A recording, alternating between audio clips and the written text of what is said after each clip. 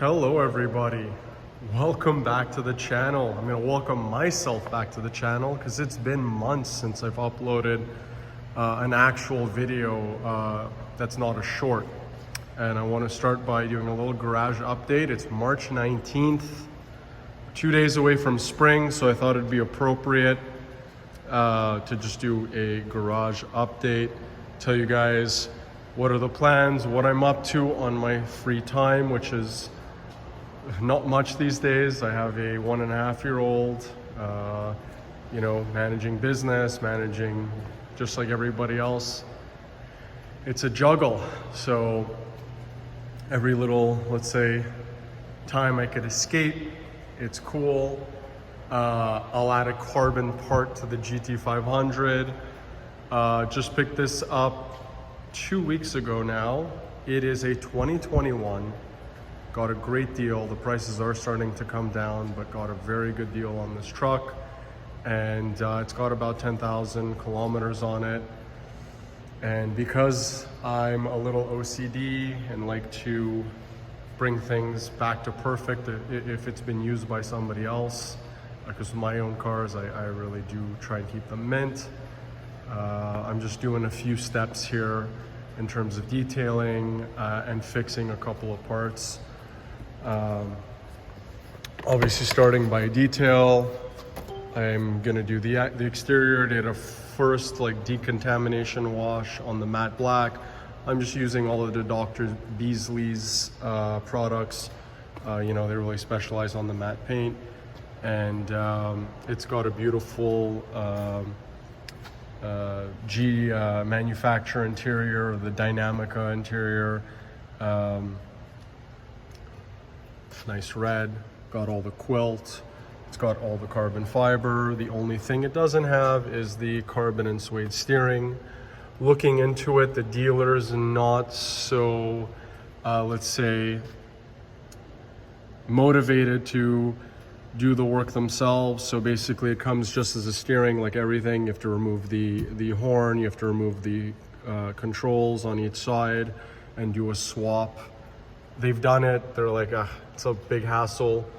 So they could sell me the wheel and then I'd have to do it myself. But other than that, it's a fully loaded car.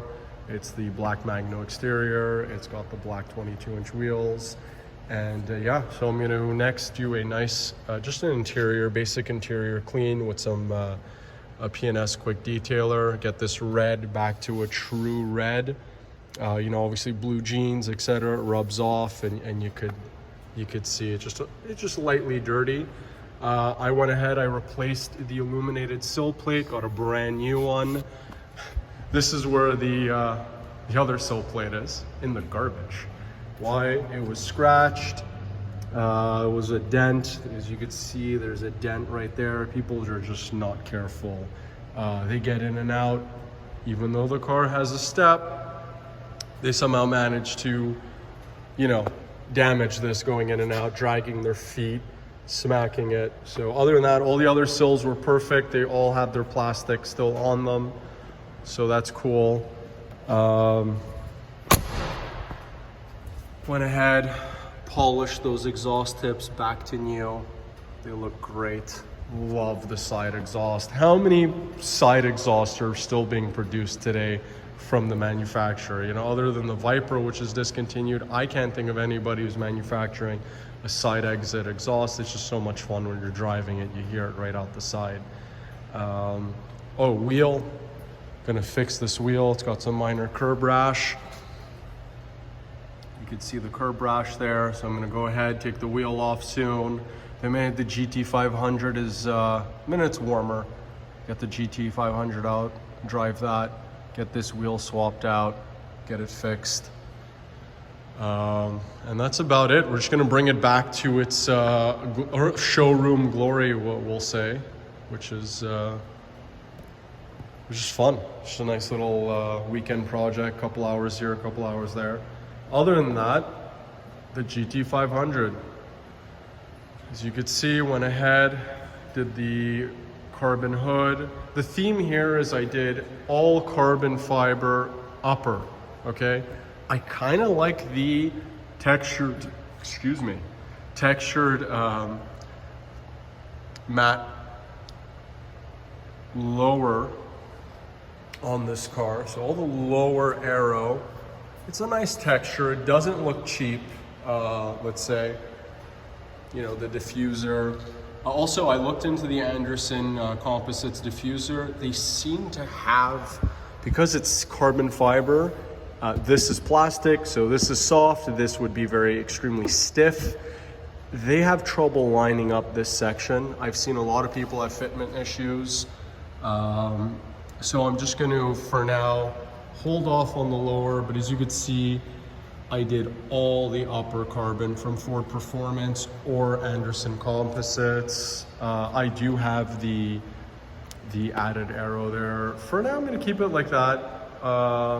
You know, you could, it's only 4 bolts, so you could always bolt on the added downforce. But for highway, you know, it's good to keep it slippery. We did the Shelby carbon mirror caps. These are true caps. So you remove the original and then you epoxy these on. They look amazing. I love them. Again, all the gloss plastic, which looks really cheap, is gone. I yet to take another weekend, probably next Saturday, with the help of a buddy, go ahead and replace this piece with the carbon fiber piece, which is beautiful. So that'll really help. And actually, I just found out that browsing, Anderson Composites makes this piece in carbon. So I'm gonna go ahead and do that. That'll just tie in the front here. It's gonna look great. Very excited. I actually love this car. It's a thrill. It's just a thrill to drive. So that's what I've been up to. So, you know, a little bit, a couple hours here, a couple hours there.